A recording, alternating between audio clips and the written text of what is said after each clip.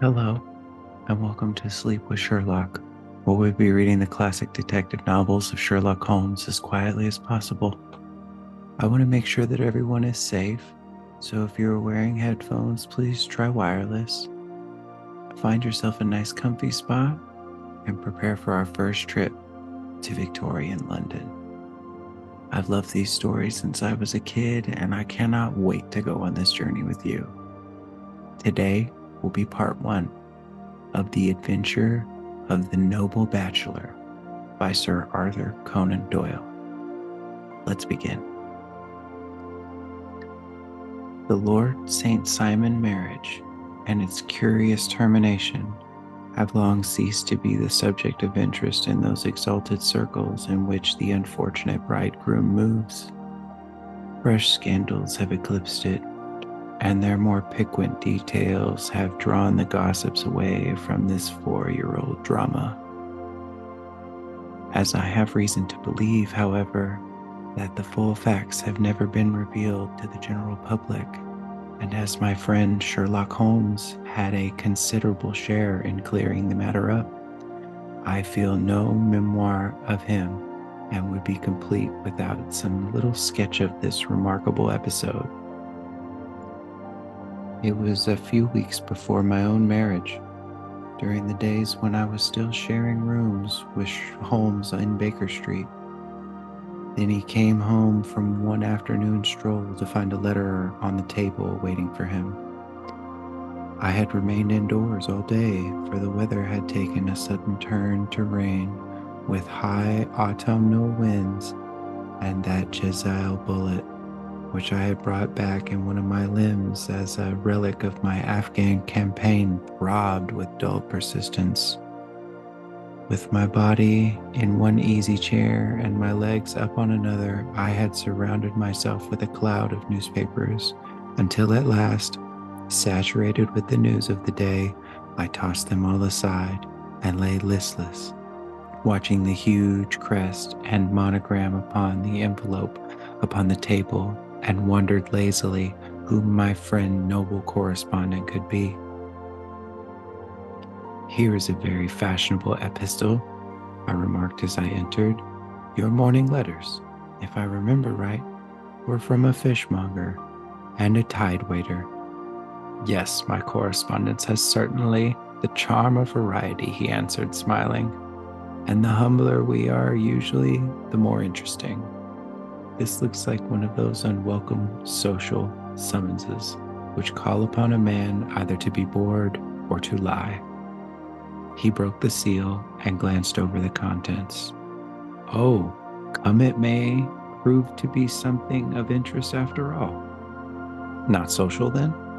"No, distinctly professional." "And from a noble client?" "One of the highest in England." "My dear fellow, I congratulate you. I assure you, Watson, without affectation, that the status of my client is a matter of less moment to me than the interest of his case. It is just possible, however, that also may not be wanting in this new investigation. You have been reading those papers diligently as of late, have you not?" "It looks like it," I said ruefully, pointing to a huge bundle in the corner. "I have had nothing else to do. It is fortunate, for you will perhaps be able to post me up.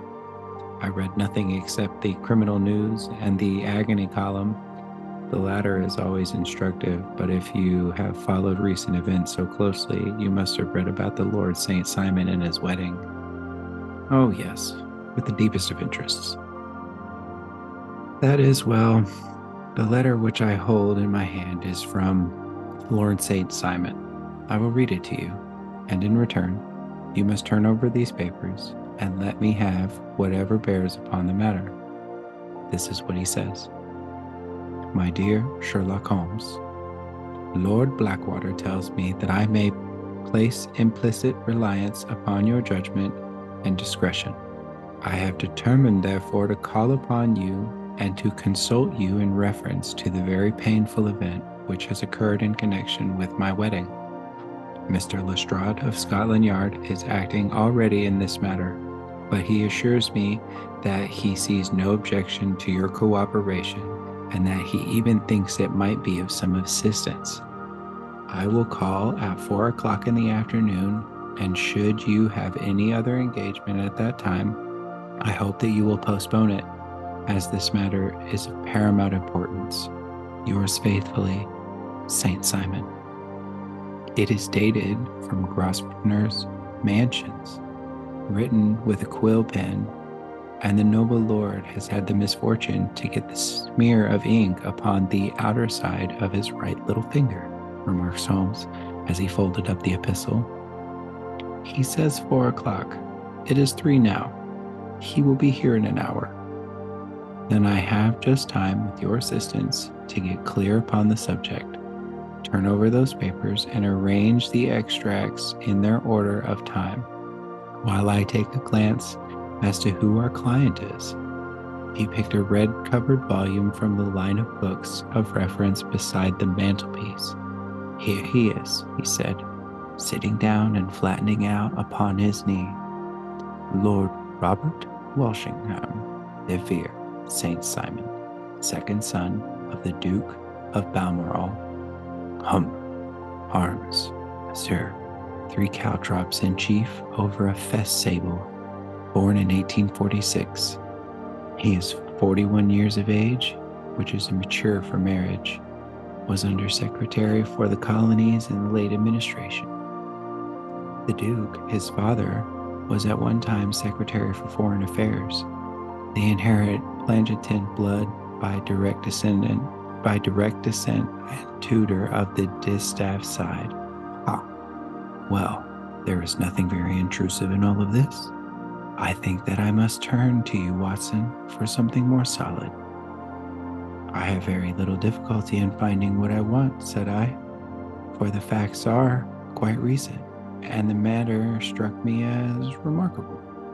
I feared to refer them to you, however, as I knew that you had an inquiry on hand and that you disliked the intrusion of other matters. Oh, you mean the little problem of the Grosvenor Square furniture van? That is quite cleared up now, though, indeed, it was obvious from the first. Pray, give me the results of your newspaper selections. Here is the first notice which I can find. It is in the personal column of the Morning Post, and dates, as you see, some weeks back. A marriage has been arranged. It says, and will, if rumor is correct, very shortly take place between Lord Robert St. Simon, second son of the Duke of Balmoral, and Miss Hattie Duran, the only daughter of Alaris Duran, Esquire, of San Francisco, California, USA. That is all. Terse and to the point, remarked Holmes, stretching his long, thin legs towards the fire. There was a paragraph amplifying this in one of society's papers of the same week. Here it is. There will soon be a call for protection in the marriage market, where the present free trade principle appears to tell heavily against our home product. One by one, the management of the noble houses of Great Britain is passing into the hands of our fair cousins from across the Atlantic. An important addition has been made during the last week to the list of prizes which have been borne away by these charming invaders. Lord St. Simon, who has shown himself for over 20 years proof against the little god's arrows, has now definitively announced his approaching marriage with Miss Hattie Duran, the fascinating daughter of the California millionaire. Miss Duran, whose graceful figure and striking face attracted much attention at the Westbury House festivities, is an only child, and it is currently reported that her dowry will run to considerably over 6 figures, which expectancies for the future. As it is an open secret to the Duke of Balmoral, has been compelled to sell his pictures within the last few years, and as Lord St. Simon has no property of his own save the small estate of Birchmoor, it is obvious that the California heiress is not the only gainer by an alliance with which will enable her to make easy and common transition from a Republican lady to a British peeress. Anything else? Asked Holmes, yawning. Ah, yes, plenty. Then there is another note in the Morning Post to say that the marriage would be an absolutely quiet one, that this would be at St. George's, Hanover Square, that only half a dozen intimate friends would be invited, and that the party would return to the furnished house at Lancaster Gate, which has been taken by Mr. Aloysius Duran 2 days later. That is, on Wednesday last. There is a curt announcement that the wedding had taken place and that the honeymoon would be passed at Lord Backwater's place near Petersfield. There are all those notices which appear before the disappearance of the bride. Before the what? Asked Holmes with a start. The vanishing of the lady. When did she vanish then? At the wedding breakfast. Indeed, there is more interesting. Indeed, this is more interesting than it promised to be. Quite dramatic, in fact. Yes, it struck me as being a little out of the common. They often vanish before the ceremony and occasionally during the honeymoon, but I cannot call to mind anything quite so prompt as this. Pray, let me have the details. I warn you that they are very incomplete. Perhaps we may make them less so. Such as they are set forth in a single article of the morning paper of yesterday, which I will read to you. It is headed, Singular Occurrence at a Fashionable Wedding. The family of Lord Robert St. Simon has been thrown into the greatest consternation by the strange and painful episode which have taken place in the connection with this wedding. The ceremony, as shortly announced in the papers of yesterday, occurred on the previous morning, but it is only now that it has been possible to confirm the strange rumors which have been so persistently floating about. In spite of attempts of the friends to hush the matter up, so much public attention has now been drawn to it that no good purpose can be served by affecting to disregard what is a common subject for conversation. The ceremony, which was performed at St. George's, Hanover Square, was a very quiet one. No one being present save the father of the bride, Mr. Aloysius Doran, the Duchess of Balmoral, Lord Backwater, Lord Eustace, and Lady Clara St. Simon, the younger brother and sister of the bridegroom, and Lady Alicia Whittington. The whole party proceeded afterwards to the house of Mr. Aloysius Doran at Lancaster Gate, where breakfast had been prepared. It appears that some little trouble was caused by a woman whose name has not been ascertained, who's endeavored to force her way into the house after the bridal party, alleging that she had some claim upon Lord St. Simon. It was only after the painful and prolonged scene that she was ejected by the butler and the footman. The bride, who had fortunately entered the house before this unpleasant interruption, had sat down to breakfast with the rest, when she complained of a sudden indisposition and retired to her room. Her prolonged absence having caused some comment, her father followed her, but learned from her maid that she had only come up to her chamber for an instant, caught up an ulster and a bonnet, and hurried down to the passage. One of the footmen declared that he had seen a lady leave the house thus apparelled, but had refused to credit that it was his mistress, believing her to be with the company. On ascertaining that his daughter had disappeared, Mr. Aloysius Doran, in conjunction with the bridegroom, instantly put themselves in communication with the police, and very energetic inquiries are being made, which will probably result in a speedy clearing up of this very singular business. Up to the late hour last night, however, nothing had transpired as to the whereabouts of the missing lady. There are rumors of foul play in the matter, and it is said that the police have caused the arrest of a woman who had caused the original disturbance and believe that, from jealousy or some other motive, that she may have been concerned in the strange disappearance of the bride. And is that all? Only one little item in another of the morning papers, but it's a suggestive one. And it is that Miss Flora Miller, the lady who had caused the disturbance, had actually been arrested. It appears that she was formerly a Donisue at the Allegro. Danseuse. It appears that she was formerly a danseuse at the Allegro and that she has known the bridegroom for some years. There are no other further particulars, and the whole case is in your hands now, so far as has been set forth in the public press. And an exceedingly interesting case it appears to be. I would not have missed it for the worlds, but there is a ring at the bell, Watson, and as the clock makes it a few minutes after 4, I have no doubt that this will prove to be our noble client. Do not dream of going, Watson, for I very much prefer of having a witness, if only as to check my memory. Lord Robert St. Simon, announced our page boy, throwing open the door.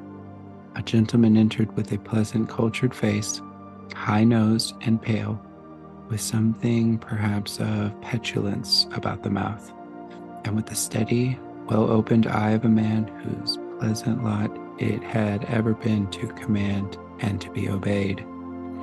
His manner was brisk, and yet his general appearance gave an undue impression of age, for he had a slight forward stoop and a little bend of the knees as he walked. His hair, too, as he swept off his very curly brimmed hat, was grizzled around the edges and thin upon the top. As to his dress, it was careful, the verge of foppishness, with high collar, black frock coat, white waistcoat, yellow gloves, cotton leather shoes, and light-colored gaiters. He advanced slowly into the room, turning his head from left to right and swinging in his right hand the cord which held his golden eyeglasses. "Good day, Lord St. Simon," said Holmes, rising and bowing. "Pray take the basket chair. This is my friend and colleague, Dr. Watson. Draw up a little to the fire, and we will talk this matter over." "A most painful matter to me, as you can most readily imagine, Mr. Holmes. I have been cut to the quick.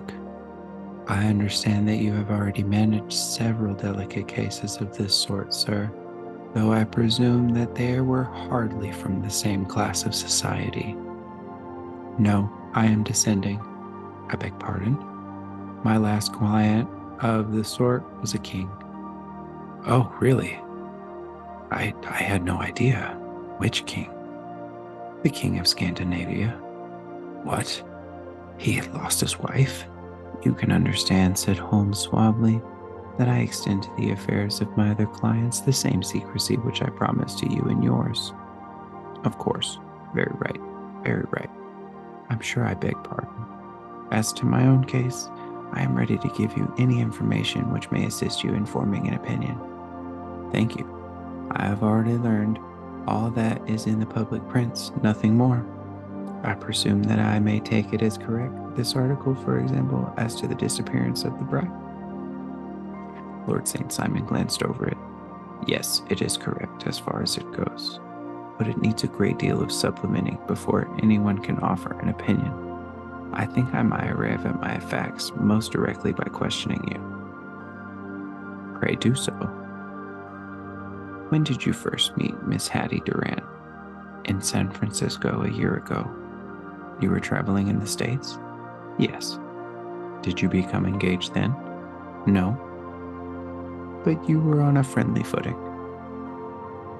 "I was amused by her society." and she could see that I was amused. Her father is very rich. He is said to be the richest man in the Pacific Slope. And how did he make his money?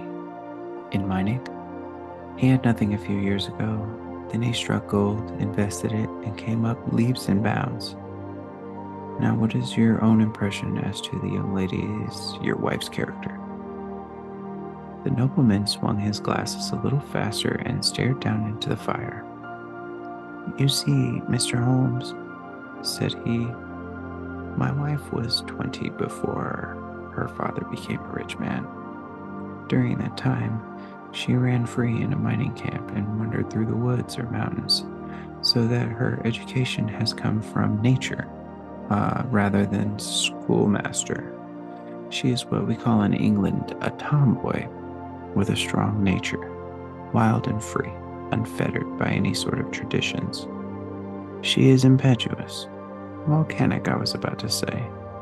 She is swift in making up her mind and fearless in carrying out her resolutions. On the other hand, I would not have given her the name which I have the honor to bear. He gave a little stately cough. Had I not thought her to be at the bottom of a noble woman, I believe that she is capable of heroic self-sacrifice, and that anything dishonorable would be repugnant to her. Have you her photograph? I brought this with me. He opened a locket and showed us the full face of a very lovely woman. It was not a photograph, but an ivory miniature, and the artist had brought out the full effect of the lustrous black hair, and the large dark eyes, and the exquisite mouth. Holmes gazed long and earnestly at it. Then he closed the locket and handed it back to Lord St. Simon. And that's where we're going to call it for now, squad. Thank you for listening to Sleep with Sherlock, and I hope you enjoyed the reading of The Adventure of the Noble Bachelor by Sir Arthur Conan Doyle. Please join me next time for another chapter of this timeless classic. Until then,